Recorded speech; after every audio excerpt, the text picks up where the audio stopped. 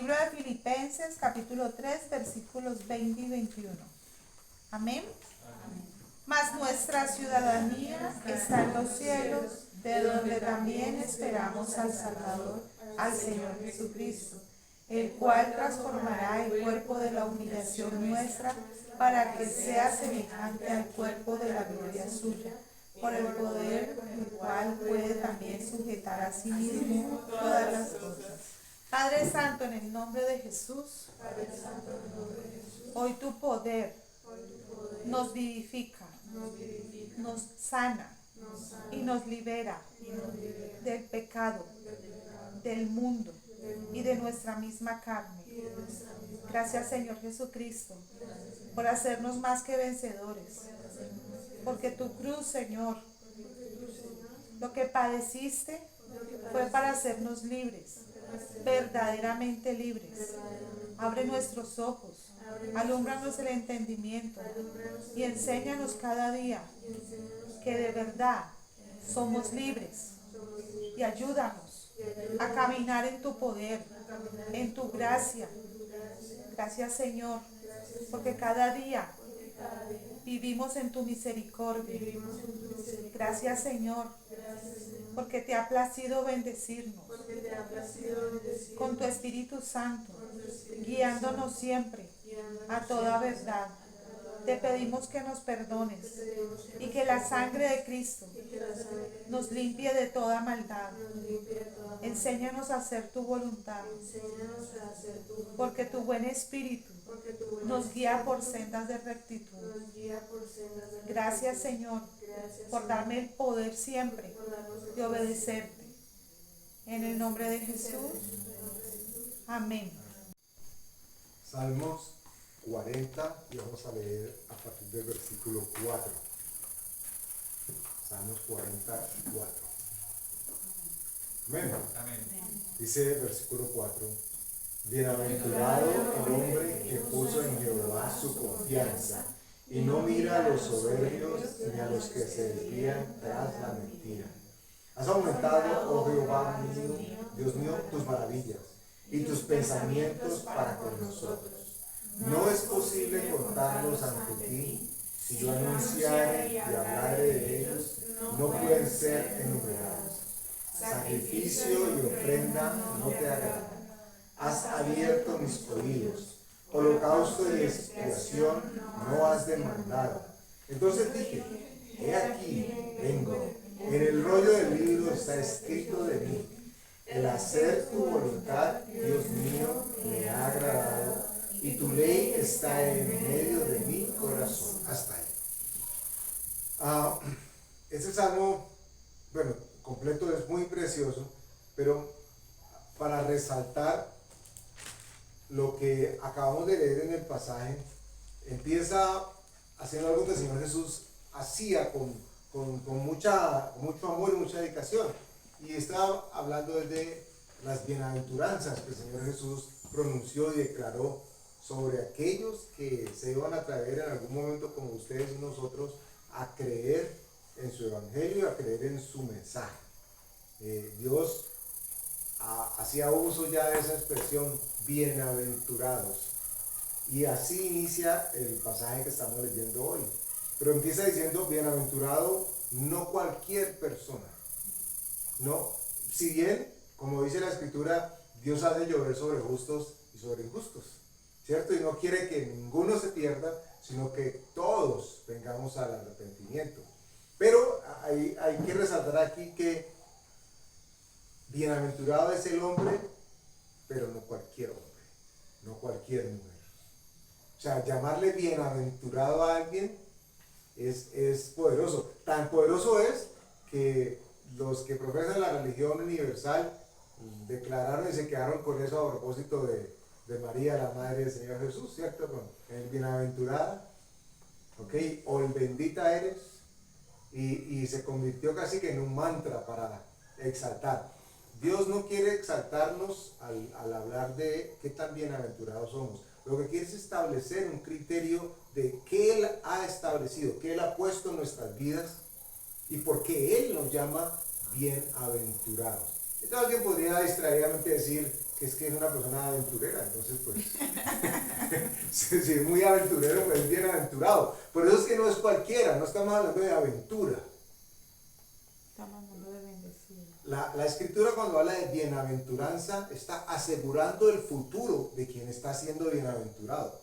Está, en el pasado, los abuelos o abuelas hablaban de bienaventuranza en términos de buena aventura, ¿ok? Buen viaje o buen destino. Se pretende o se concibe la expresión bienaventuranza como algo que está asociado con lo que viene para nosotros, lo que viene para las personas, no solamente lo que está pasando, sino aquello que va a suceder, ¿ok? Entonces, bienaventuranzas habla de todo aquello que Dios ha establecido para nuestras vidas, que estamos viéndolo ahora, pero que no se queda en el plan de Dios única y exclusivamente para lo de ahora. Y gloria a Dios, porque nos da ahora, pero nos está guardando lo mejor para lo que viene. Cuando el Señor Jesús inició su ministerio, ustedes recuerdan qué fue bueno, uno de los evangelios que habla de los primeros milagros, iba a decir milagros, los milagros, gracias, del Señor Jesús. ¿Recuerdan cuál fue el primer milagro que él? El vino. El que vino en las bodas de Canaán. El vino en las bodas de Canaán. ¿Y de qué se maravilló el maestresala o el anfitrión, el host, el que estaba amenizando la fiesta? ¿Qué fue lo que lo maravilló? ¿Recuerdan ustedes? El vino era lo para lo último, el mejor.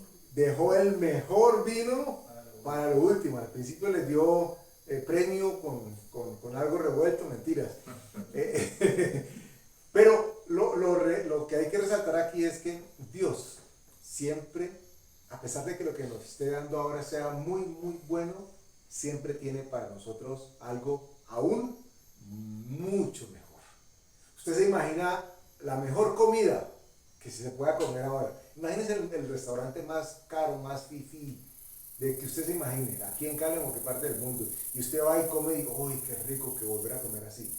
No importa qué tan rico haya sido eso que usted comió, qué tanta hambre tenía, va a llegar un momento donde vamos a estar en las bodas del Cordero, donde los banquetes que están preparados para nosotros, no sabemos si son físicamente comestibles o digeribles. La escritura no nos da mucha luz al respecto, en el sentido de si vamos a poder comer y si va a haber algo que comer. ¿Se han hecho ustedes alguna vez esa pregunta? Pues yo creo que sí, porque el Señor Jesús comió pescado.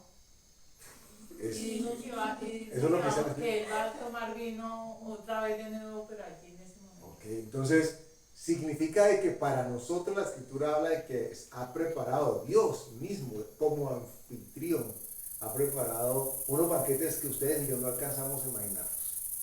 Qué chef, qué masterchef, qué nada, lo que ustedes imaginan que el más pinchado, no conocen todavía el sazón de Dios.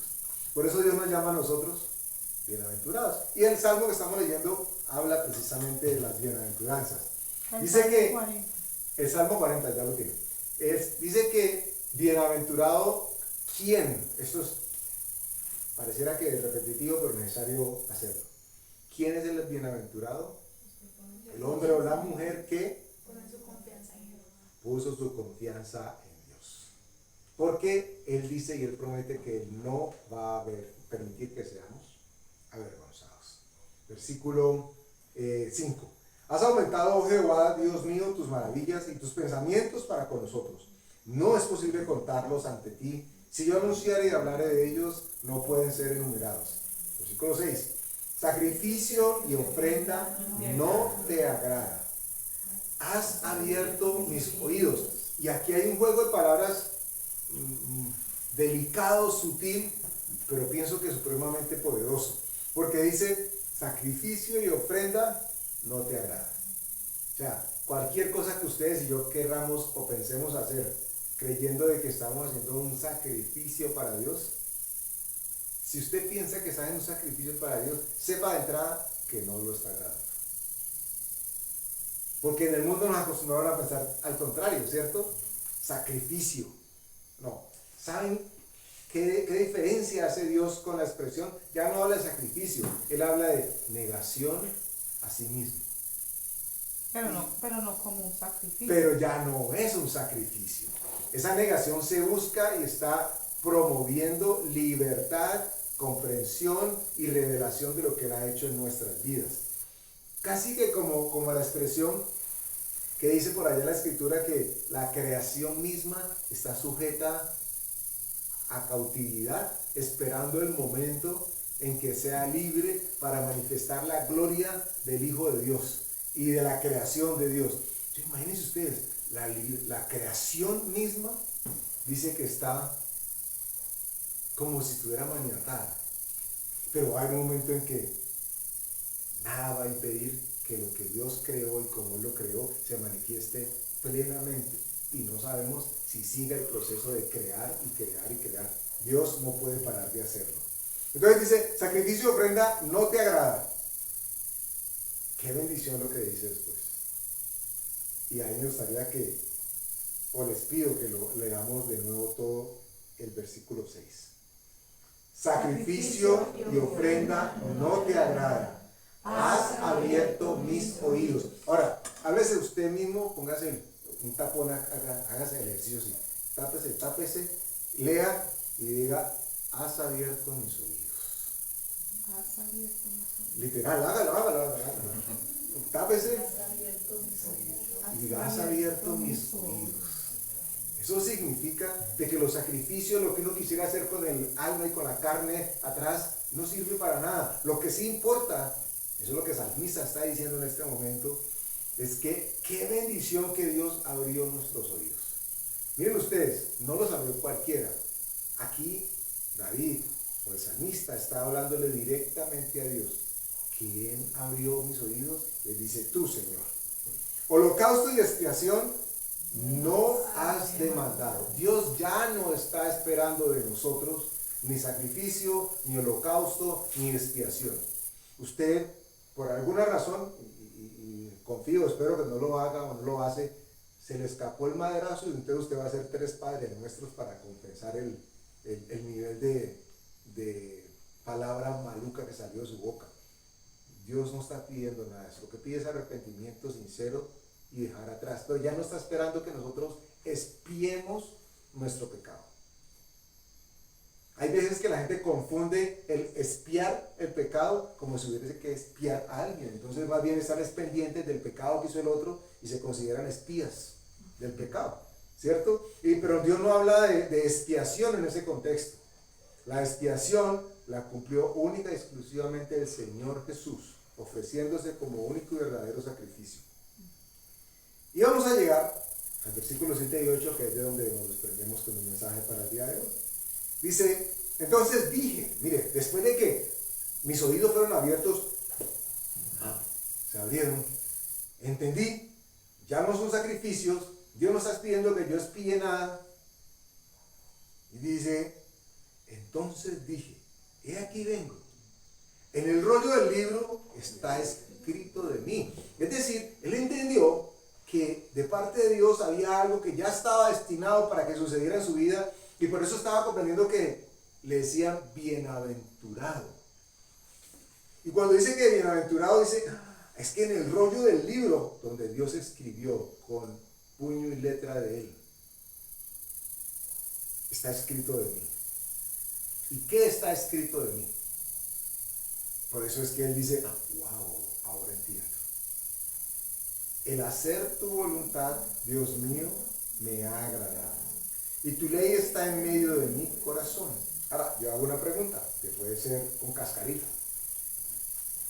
¿Cuántos de ustedes quieren hacer la voluntad de Dios? Amén. ¿Cuántos de ustedes verdaderamente quieren hacer la voluntad de Dios? Amén. Porque, ¿saben ustedes que la Escritura dice que la carne no quiere? La carne no quiere hacer la voluntad de Dios. Por eso Dios espera en nosotros obediencia. Y mientras leía acerca de este pasaje, recibía para mí y quiero compartirlo con ustedes. Hay una gran diferencia entre hacer la voluntad de Dios, que es lo que normalmente todos buscamos hacer, y una gran diferencia entre querer la voluntad de Dios. No sé si me entienden. Yo puedo hacer la voluntad de Dios porque ya sé qué es lo que Él quiere, pero yo puedo estar enfurruñado y puedo estar molesto y puedo estar todavía como que si me dieran a escoger, yo haría algo distinto. Hacer la voluntad es cumplir la instrucción que Dios ha dejado que tome lugar en nuestras vidas. Pero siendo honestos, ¿cuántas veces nosotros hubiéramos deseado que las cosas fueran diferentes?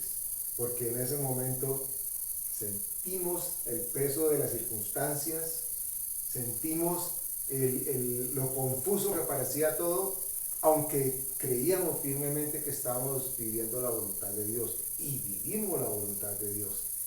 Pero en ese momento, si nos hubieran preguntado, en el momento de la tempestad, si nos preguntaran, ¿quieres que pare? ¿Qué diríamos nosotros, honestamente?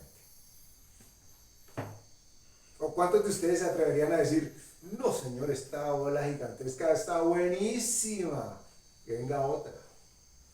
Y esta tribulación, qué bien que me cayó, Señor, tráeme otra. ¿No estaríamos todos orando más bien para que el Señor traiga refrigerio y se aquieten las aguas? Eso fue lo que el Señor Jesús hizo cuando vino, aquietar las aguas. Y es bíblico y Dios está complacido en que lo hagamos. Pero la reflexión sobre la que queremos iniciar el día de hoy es establecer que hay una diferencia entre hacer la voluntad de Dios y querer la voluntad de Dios. Y eso hace gran diferencia. Cuando a ustedes muchachos, o cuando éramos muchachos, nos decían nuestras mamás o papás, vaya a barrer el antejardín, ¿cuántos se levantaban felices porque les tocaba barrer, trapear? Vaya a lavar la loza. Y yo a lavar todo ese poco de loza, vean 3 cucharas y 2 vasos. Y a mí, bueno, lo que sea que signifique, ¿cuántas veces nosotros terminamos haciendo aquello que nuestros padres nos pedían, pero con toda la intención de ojalá no me hubieran preguntado? Y que no me pregunten otra vez. Que no me lo pidan. Obedientes somos y Dios espera que haya obediencia en nosotros y que se cumpla. Pero hay diferencia entre hacer la voluntad de Dios, ya sabemos lo que la Escritura dice, y otra cosa es querer disfrutar cuando se está haciendo la voluntad de Dios. Ahora, creo que lo hemos compartido en el pasado, cuando uno identifica que lo que está haciendo agrada a Dios, hay un regocijo, hay un gozo especial y particular en lo que sea que estemos haciendo, sea para otros o aún para nosotros mismos, pero hay un gozo especial, no es simplemente, ay, qué bueno que fui obediente. No, hay un agrado especial que Dios identifica y que Dios quiere que nosotros ejercitemos. El versículo 8 dice, el hacer tu voluntad, Dios mío, me ha agradado. O sea, pasó la circunstancia y estamos hablando de David. David había hecho sus pinaturas por ahí. Y resulta que en medio de todo lo que se le vino después de ellas, recuerdan a Jezabel cuando él le toma prestada la mujer a uno de los suyos. Y termina teniendo un hijo de ella. Y el hijo termina muriendo. Y él está todo afligido porque el niño está enfermo. Y él está clamando y clamando y clamando a Dios para que el niño se salve. Y el niño se muere. Y nadie quería decirle al rey que el niño ya había muerto. Cuando el rey vio que todo el mundo estaba callado, dijo, ay, ya se murió. Y cuando se murió, se empintó, se rasuró, se puso perfume, cambió de ropa y salió. Y todos quedaron como, ¿cómo así? Pero si es que te estamos dando esta noticia. Y él dijo, abiertamente estuve clamando a Dios por si tenía misericordia, pero si no, se hizo su voluntad. Y ahora, después de vivir estas circunstancias, él llega y dice, el hacer tu voluntad, Dios mío, me ha agradado. Y tu ley está en medio de mi corazón. Me encontré hace unos meses atrás con una expresión que pareciera que fuese una errata, un error. Ya se la voy a comentar. Si usted ya la han escuchado antes, pues diga, ay, no la he escuchado. Y si no la ha escuchado, pues diga, no la he escuchado. Cualquiera de las dos cosas la puede decir. Existe la palabra voluntad, ¿ok? Y existe la palabra, según la RAE también, noluntad. ¿Nolita? Noluntad. ¿Y qué creen ustedes que significa la palabra noluntad? La está negando la voluntad. Niega la voluntad. Literalmente significa no querer hacer la voluntad. Eso es lo que literalmente significa. No querer hacer. Es el acto de no querer hacer la voluntad. Eso es una persona no voluntariosa. O sea, ya sí aprendimos algo hoy. No voluntad. No es que alguien es casi una primicia. No va a decir, ay, no es el demonio rojo. No es el demonio rojo. Es no voluntad. Significa o quiere decir una persona que está decidida a no querer hacer la voluntad. Y entonces cuando miramos la parte de no querer, probablemente tengamos una mejor visión de lo que significa el querer. Porque de una u otra manera el pecado, el apartarse de Dios en nuestros padres o en Adán, significó una ruptura en nuestra relación con el Señor, ¿cierto? Y es evidente de que ya nuestra carne, en la vieja criatura, no se goza haciendo la voluntad de Dios. Es evidente que nuestra carne se goza haciendo lo que a nuestra carne le gusta. El salmista dice, Dios, ¿cómo me gozo de hacer tu voluntad? Él estaba entendiendo la diferencia entre voluntad y voluntad. Y esa palabra suena raro. De hecho, cuando la leía tiempo atrás, la persona que la escribía decía que muchos le habían dicho que había escrito mal. La gente que le gusta decirle, ay, es que usted escribió mal eso, está mal escrito. Entonces digo, no, es así, es con N, no voluntad. Es una persona, no que no hace, que no quiere hacer. Hay diferencia, ¿cierto? Una persona puede hacer su voluntad, o puede no hacer la voluntad, hablando de Dios. Pero hay personas que decididamente están siendo formadas o han aprendido a decir, no quiero y no quiero. Y eso marca una pauta importantísima en por qué para Dios es tan valioso que nosotros dispongamos nuestros corazones para hacer su voluntad, y qué bendición si además de hacerla también sintiéramos agrado haciéndola. Porque el mundo prepara, esto forma parte de la imitación del advenimiento del falso profeta, del anticristo. Recuerden que siempre hay remedos de lo que Dios ha hecho y de los símbolos que Dios ha dejado. Entonces apareció Jesús, el Salvador, el Mesías, y ¿quién creen que sacaron como los mejores dibujos animados? Superman. ¿Y cuál era la antítesis de Superman? ¿Usted no sabe? Yo tampoco. Pero es un Superman todo lleno de piedra. No sé cómo se llama. Bizarro. Bizarro. ¿Ok? Entonces, Jesús es Salvador. ¿Y quién creen que llega? Jesús es Cristo. ¿Y a quién creen que envían o que van a enviar o que la Escritura anuncia que va a venir? El anticristo. El anticristo. ¿Ok? Hay tres circunstancias que son repetitivas e imitativas, si esa expresión existe en la Escritura, a propósito de lo que Dios deja como símbolo. Cristo, viene el anticristo. ¿Qué dice Apocalipsis? ¿Cómo se va a manifestar? ¿Quién es que se va a manifestar? El hombre de pecado, pero nos habla de también que va a haber ¿qué? Un falso profeta. Un falso profeta.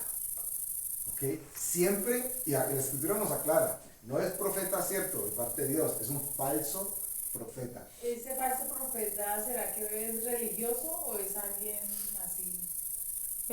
Va a ser lo mismo, Pero, o sea, abrir el camino para que todos sigan al anticristo.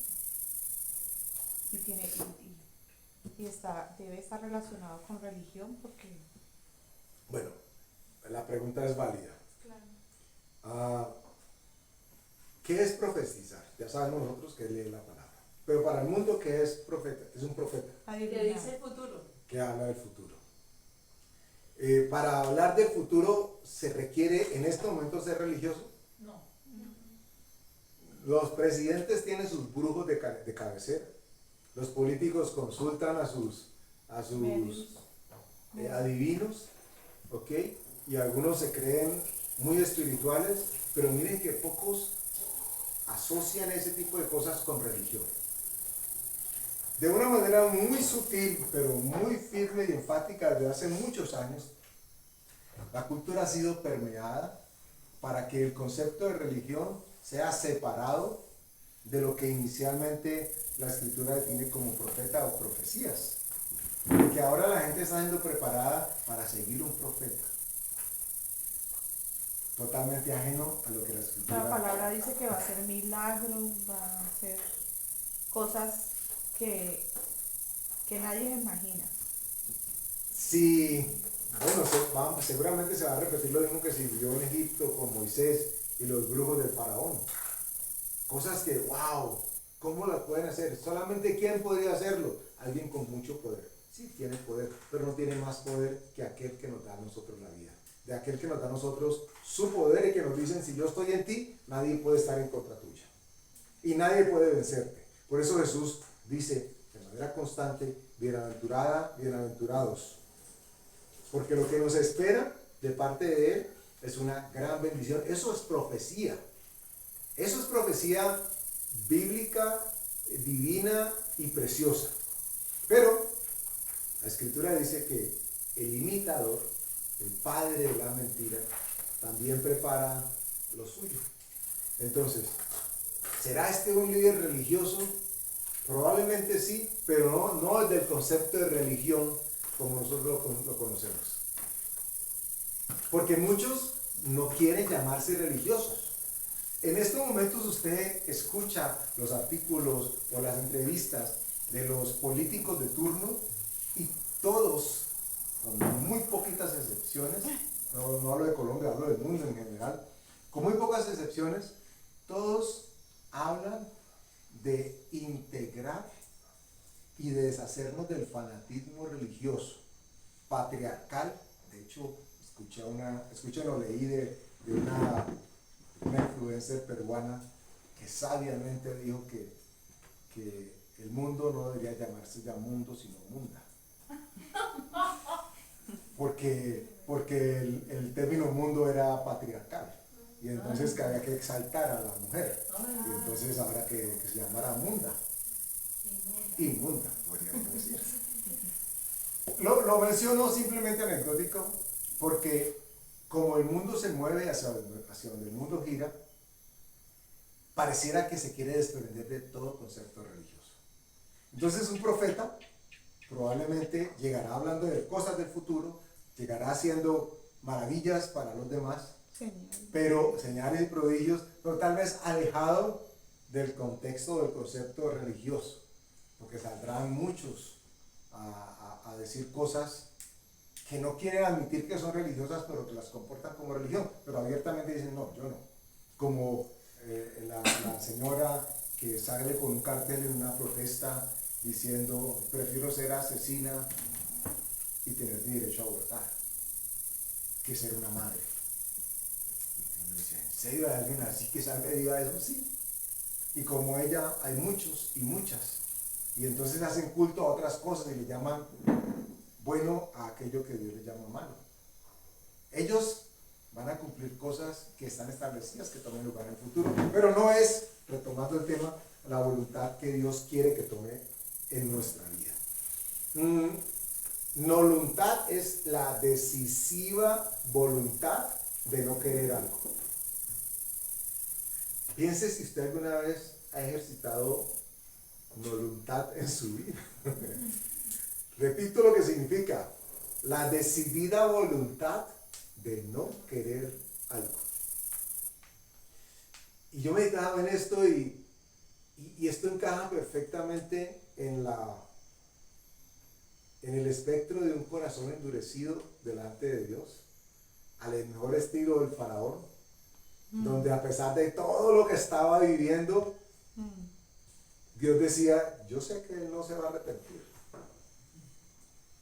Ya estaba voluntarioso, estaba bien con la voluntad exaltada. La educación de nuestros días ya no evoca el que haya voluntad en nosotros. Es más, propende y busca que nuestra voluntad sea anexada a la voluntad de otros. Y con esto los otros son los que determinan o nos dicen qué es lo que nosotros queremos y debemos querer. Y nos encontramos en muchos momentos con una voluntad que pareciera que es autóctona mía y resulta que es prestada. Son otros u otros sistemas los que nos dicen qué es lo que debemos y queremos. Y hay veces se nos hace agua la boca, nos incluyo por respeto de los demás, al decir que yo tomo mis propias decisiones. Y qué equivocados que estamos, o qué altivos que somos y no lo sabemos. Nosotros los hijos de Dios sabemos de que andamos buscando la voluntad de Dios, que la Escritura nos advierte que es buena, que es agradable y que es perfecta. De hecho, ese mismo versículo dice: para que comprobéis cuál sea la voluntad de Dios, buena, agradable y perfecta. Y este término comprobar significa que en algún momento se probó, pero ese comprobar admite el que lo probé, yo creo que sí sabe, pero ahora voy a asegurarme que sí. ¿Cierto? Como cuando uno se come el pegado que está en la olla y que uno coge una sola cucharada y todavía no me sabe y uno vuelve y coge la segunda, porque está comprobando. Está comprobando. Entonces, cuando Dios dice que para que comprobemos, es porque Él sabe que hay duda, o puede haber duda en nuestros corazones con respecto a si lo que Él nos ha ofrecido, lo que Él nos dice, en realidad es tan bueno como nos lo dice. Porque hay alguien alrededor, espiritualmente hablando o culturalmente hablando, diciendo: no está bueno. Aunque Dios les dijo eso, aunque Dios ha dicho, y como Dios sabe que está ese bombardeo, ese dardo yendo y viniendo, dice: ya probaron, pero ahora les voy a dar la oportunidad de que comprueben. Y el resultado de esa comprobación es que es bueno, es perfecto y es agradable. ¿Cómo encuentra uno entonces el disfrutar en todo momento, como el salmista está diciendo, el hacer tu voluntad, Dios mío, me ha agradado? Rindiéndose. Entonces encuentra uno un conflicto con lo que la sociedad, el medio o los medios nos dicen constantemente. Porque tenemos una sociedad no voluntariosa, en el sentido de que nos están enseñando a que hagamos lo que nos parece decididamente, haciendo caso omiso de la voluntad que Dios ha dejado explícitamente escrita para nosotros, y entonces la gente está corriendo detrás de satisfacer sus propios deseos y anhelos, y los anteponen con el argumento de: es que eso es lo que me hace feliz. Y ese hacer feliz hace tanto daño. Si supiéramos qué hay detrás de si me hace feliz, no importa, porque es que lo que te hace feliz a ti, y no hablo a ninguno de la congregación, lo hablo genérico, lo que hace feliz a una persona probablemente pueda hacer infeliz a muchos. Piensen en la posibilidad de lo que un pedófilo hace. Para él, de manera abrupta y torcida, está haciendo algo que a él le agrada. Pero ¿cuántos está perjudicando por hacerlo? Leía en días pasados, me salgo un poquitico, pero mencioné el tema y creo que viene al lugar. Leía en días pasados en California, uno de los estados de Estados Unidos, que históricamente tiende a ser de los más liberales y los más progresistas. Hay un movimiento importante dentro de la política que han promovido cambiar las leyes que castigan algunos delitos sexuales, entre ellos la pedofilia. Y entonces hablan de que las penas para los infractores deben ser rebajadas y hablan de unos términos, algo así como sexo oral no consentido o sexo anal no voluntario. ¿Qué significa eso? Ambos son violaciones. Ambos son violaciones, abiertamente. Pero miren ustedes lo que hace el discurso. Y entonces uno diría, pero ¿cómo se le ocurre? ¿Quién le va a parar bolas? Los apedrean. Cada vez están saliendo más y más y más. Porque el discurso es, si me hace feliz a mí, pues déjenme ser feliz. En última no es eso lo que la gente anda buscando, ser feliz. Y Dios quiere advertirnos, seguirnos advirtiendo, para que nosotros no seamos incautamente llevados a la corriente de este mundo. Recuerde que estamos en el mundo, pero no somos de este mundo. El príncipe de este mundo es el que establece las directrices de este mundo, pero Dios es el que nos da las nuestras. Qué bendición cuando haciendo su voluntad recibimos y disfrutamos con gozo lo que nos ha dado. Qué bendición cuando vemos la oración con la respuesta que esperábamos. Qué bendición cuando vemos la oración del otro, la otra o los otros con esa respuesta de Dios. Y decimos, uy, qué bendición. Nos alegramos y nos gozamos. Pero tenemos que ser cuidadosos con ese sofisma distractorio que si me hace feliz a mí, es todo lo que me debe importar. Porque una persona que empieza en esa tónica está entrando en la definición que les decía ahorita de no voluntad. Es decir, decididamente toma la decisión de no querer hacer aquello que para otros puede ser de bendición, si eso a mí me afecta. Y cuando uno dice me afecta, no es que le va a ir mal en la vida, no, es que me puso triste y melancólico, entonces decido no hacerlo, no ayudo al prójimo, no ayudo a la otra, porque eso me afecta. Eso dice la Escritura, que es una persona que está con un corazón duro y alejándose cada vez más de Dios. Nos mueven a querer ser felices, nos quieren enseñar a no querer la voluntad de Dios.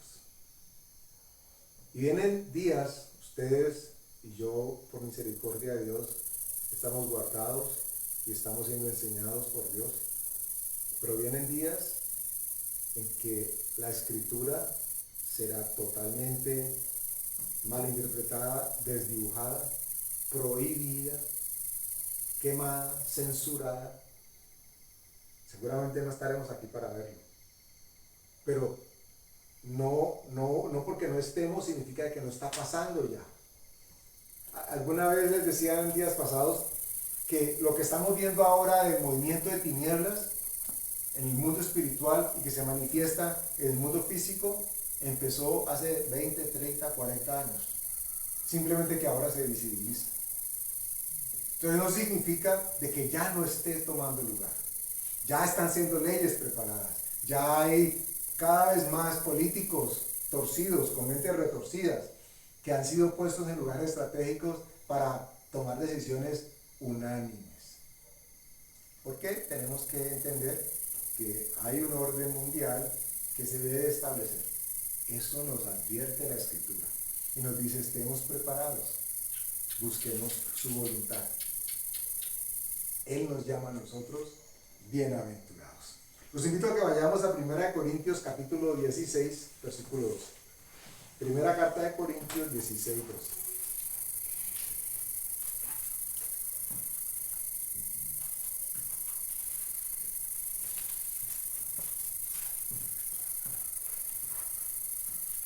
Amén. Miren cómo nos encontramos con un ejemplo de la no voluntad del hermano Apolos. ¿Ok? Dice en versículo 12. ¿Ya lo tienen todos? Sí. Dice, acerca del hermano Apolos, mucho le rogué que fuese a vosotros con los hermanos, mas de ninguna manera tuvo voluntad de ir por ahora, pero irá cuando tenga oportunidad. Pero no van a creer que Apolos fue el fundador del restaurante Apolo, donde venden una chuleta grandota aquí en Cali. No tenía nada que ver con esto. Pero dice que hubo un momento en que él dejó ver abiertamente que su voluntad no era hacer lo que Pablo le estaba pidiendo que hiciera. Pablo le estaba pidiendo, caminar, acompañarnos, vamos a evangelizar, vamos a predicar el evangelio. Y dice que de ninguna manera tuvo voluntad de ir. Y Pablo con misericordia deja ese paréntesis abierto y dice, por ahora. O sea, es posible que su manera de pensar hubiera cambiado más adelante. Pero él se enranchó abiertamente y dijo, no voy Pablo, no voy Pablo, no voy Pablo. Ahora, uno no sabe si esto dependía o estaba siendo inspirado por Dios o no. Ustedes recuerdan que el mismo Pablo tenía deseo de ir a un lado y en algún momento la escritura nos dice que el Espíritu Santo lo que se lo impidió. Y uno dice, ¿cómo así? Él quería hacer la voluntad de Dios, pero ¿hasta qué punto el hacer la voluntad es querer la voluntad? Tenemos que tener mucho cuidado de no anteponer nuestra voluntad a la voluntad de Dios. Esto es importante y no voy a decir que sea fácil en todo momento identificar cuándo sí, cuándo no, pero es un ejercicio que necesitamos empezar a permitir que tome lugar en nuestras vidas, para que no solamente la hagamos, sino que nos agrademos, y agrademos primero que todo a Dios haciéndola. Eso es lo que el salmista está diciendo, el hacer tu voluntad, Dios mío, me ha agradado. Vayan por favor a Efesios, más adelante, capítulo 2. Efesios 2, versículo 3.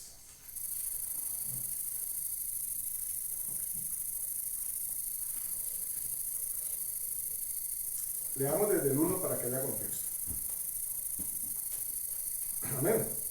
Dice, y Él os dio la vida a vosotros cuando estabais muertos en vuestros delitos y pecados, en los cuales anduviste en otro tiempo, siguiendo la corriente de este mundo, conforme al príncipe de la potestad del aire, el espíritu que ahora opera en los hijos de desobediencia. Para ahí, si ven ustedes que esto no es nada nuevo, miles de años atrás, ya la escritura estaba hablando de la corriente de este mundo. 3. Entre los cuales también todos nosotros vivimos en otro tiempo, en los deseos de nuestra carne, haciendo la voluntad de la carne y de los pensamientos, y éramos por naturaleza hijos de ira, lo mismo que los demás. ¿Qué diferencia había entre un impío, un incrédulo y alguien que quería hacer su voluntad? Ninguna. Exactamente la misma. La escritura dice que nosotros antes, en ese tiempo, hacíamos la voluntad y los deseos de nuestra carne. Uno dice, uy, sí, esa gente antes era así. Esa gente antes, uy, ¿cómo era? Y nosotros, nosotros también, sí. Nosotros también lo hacemos. Dios quiere que cada vez tengamos mucho más presente, lo hemos venido hablando por mucho tiempo, que hay pugna, que hay conflicto entre la vieja criatura y la nueva criatura. Y Dios le habla y escucha a la nueva criatura. No habla ni escucha a la vieja criatura, porque esa está sometida al príncipe de este mundo. Esa fue la que Jesús vino a rescatar. Tenemos dos tipos de pensamiento en nosotros. Y hay uno que Dios quiere que tome lugar y que se enseñoree en nosotros, que gobierne nuestras vidas. Y definitivamente no es el de la carne que quiere hacer lo que se le venga en gana. Dice que haciendo la voluntad de la carne y de los pensamientos, y éramos por naturaleza hijos de ira, lo mismo que los demás. Hebreos capítulo 13, versículo 21. Con eso vamos acabando. Hebreos capítulo 13, versículo 20 y 21. Veamos. Hebreos capítulo 13, versículos 20 y 21. Amén. Dice, y el Dios de paz, que resucitó de los muertos a nuestro Señor Jesucristo, el gran pastor de las ovejas, por la sangre del pacto eterno, os haga aptos en toda obra buena, para que hagáis su voluntad, haciendo Él en vosotros lo que es agradable delante de Él, por Jesucristo, al cual sea la gloria por los siglos de los siglos. Amén. Con esta escritura me gustaría que nos quedáramos y que la meditaran, se la llevaran escrita, grabada en sus corazones, hablada, memorizada, cantada, recitada, como quieran, pero de manera decidida. Sobre todo el 21, y lo leo de nuevo. Que Dios nos haga aptos en toda obra buena para que hagamos su voluntad, haciendo Él en nosotros lo que es agradable delante de Él. O sea, que lo hace Él, ni siquiera nosotros. Ni siquiera nosotros. O sea, nos da el poder, lo que dice Filipenses, que él pone en nosotros el querer como el hacer por su buena voluntad, para que siempre la gloria sea de Él. Eso es más o menos lo que dice En Filipenses. algún momento Pablo decía, el querer el bien está en mí, pero no el hacerlo. Porque la lucha de la carne y el alma con el espíritu están allí manifiestas. Pero Dios nos dice que Él, nuestra oración debe ser que nos haga aptos en toda obra buena para que hagamos su voluntad. Y la voluntad de Él la hace Él en nosotros. Y lo que hacemos delante de Dios, para Dios y por Dios, es agradable.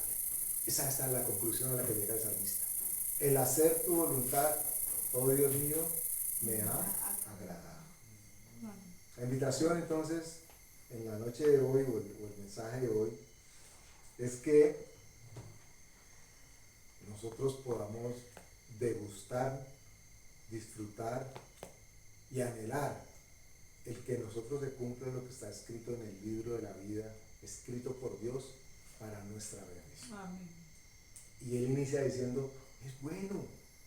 O sea, no Señor, pero es que quién sabe qué escribiste. No, es que yo no digo que sí, porque es que uno no sabe qué va a salir. ¿Cierto? Y él nos está diciendo, no, es bueno, créeme que es bueno. Por eso nos llama bienaventurados. Amén. Vamos a darle gracias a Dios. Padre, el ser bienaventurado implica que nuestro destino, nuestros caminos, nuestras veredas están en tus manos, Señor. Eres tú el que ha marcado, el que ha escrito, el que ha señalado, el que ha orientado el camino que hemos caminado hasta ahora y el que tú tienes preparado para que caminemos, Señor. Queremos hacerlo, Señor, de tu mano, de manera consciente, sabiendo que si tú estás en el asunto, las bienaventuranzas van a llegar, Señor, porque estamos haciendo y cumpliendo tu voluntad. Es más, corregimos, Señor, no estamos haciendo tu voluntad, estamos permitiendo que tú actúes y que tu voluntad agradable se manifieste en nosotros, Señor. Gracias por enseñarnos no solamente a hacer tu voluntad, pero también a ser agradecidos, agradándote, haciéndola, Señor. Te damos gracias en el poderoso nombre de nuestro Señor Jesús. Amén.